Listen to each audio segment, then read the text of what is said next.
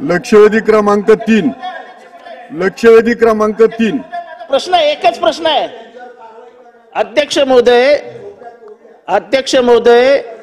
अध्यक्ष महोदय माझ्या मतदारसंघातील शिवाजीनगर येथे 700 झोपड्या बाधित होत आहेत त्या प्रोजेक्टमुळे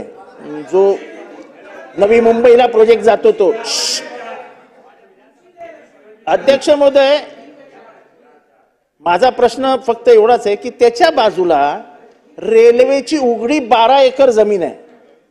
आम्ही वारंवार रेल्वेला सांगतोय की तुम्हाला प्रोजेक्ट पुढे न्यायचा असेल त्या शिवाजीनगरच्या ज्या झोपड्या आहेत 700-800 त्यांना तुम्ही इथे पुनर्स्थापित करा आम्ही तुम्हाला ती जमीन मोकळी करून देतो पण रेल्वेच्या आडमुठ्या धोरणामुळे काही होत नाही आम्ही ते झोपड्या रेल्वे नाही मिलिटरी लावली तरी तोडू देणार नाही तुम्ही त्यांना परत काय होतं मी तुम्हाला एक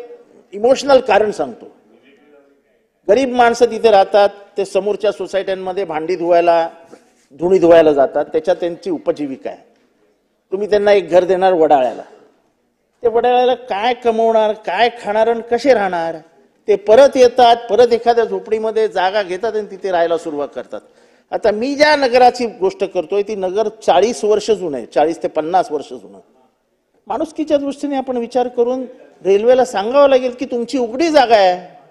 तिथे काहीच होऊ शकत नाही तिथे रेल्वे येऊ शकत नाही काही येऊ शकत नाही मग त्या उघड्या जागेवर परत अतिक्रमण होण्यापेक्षा ती जागा SRA आणि यांच्या मध्ये काहीतरी करून तुम्ही मार्ग काढायला पाहिजे अध्यक्ष महोदय अतिशय जिव्हाळ्याचा प्रश्न आहे लोकांचा लोक रेल्वे ट्रॅकवर येऊन बसलेली आहेत दुसरी गोष्ट हिरानंदानी गार्डन मध्ये 800 झोपड्या होत्या त्याचं पहिलं रेशन कार्ड मी तपासलं ते 1996चं होतं एक दिवशी रात्री ह्युमन राईट्स कमिशन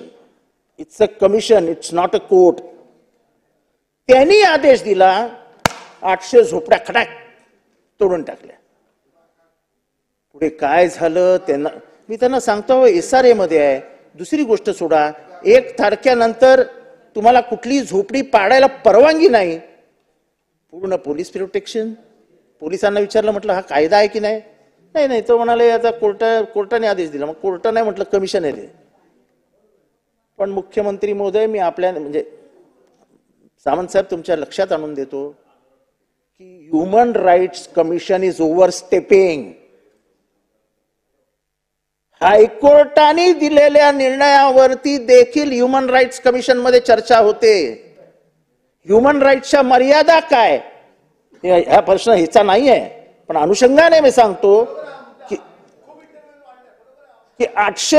झोपड्या ज्या पाडल्या त्याला कारण काय दिलं ह्युमन राईट्स कमिशननी सांगितलं अरे human rights commission social justice देण्यासाठी आहे ह्युमन राईट्सचं प्रोटेक्शन करण्यासाठी आहे की ह्युमन राईट्सचं वट्ट्याबोळ करण्यासाठी आहे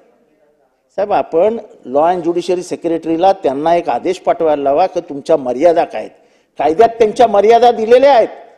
उच्च न्यायालयामध्ये प्रलंबित असलेल्या खटल्यासंबंधी कुठलाही आपण हिअरिंग करू नये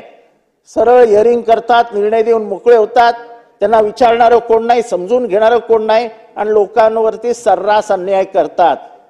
तेव्हा हा एक प्रश्न आहे पण साहेब रेल्वेला धडा शिकवावा लागेल उघड्या जमिनीत ठेवल्या आहेत मग कल्याणमध्ये लोकांना घाबरवतात मुंबऱ्यामध्ये लोकांना घाबरवतात अख्ख्या मुंबईमध्ये मध्यंतरी तर घाटकोपर कांजूरबारला लफडं झालं मी स्वतः गेलेलो तिथे तेव्हा साहेब हे सगळं थांबवायला हवं रेल्वेच्या बापाच्या जमिनी नाही आहेत आम्ही जमिनी दिल्या आहेत त्यांना जो ट्रॅक टाकलेला आहे तो महाराष्ट्राच्या जमिनीतनं गेलेला आहे आणि असंच असेल तर एक दिवशी सगळे पक्ष एकत्र येऊन रेल्वे बंद करू बघूया काय करतात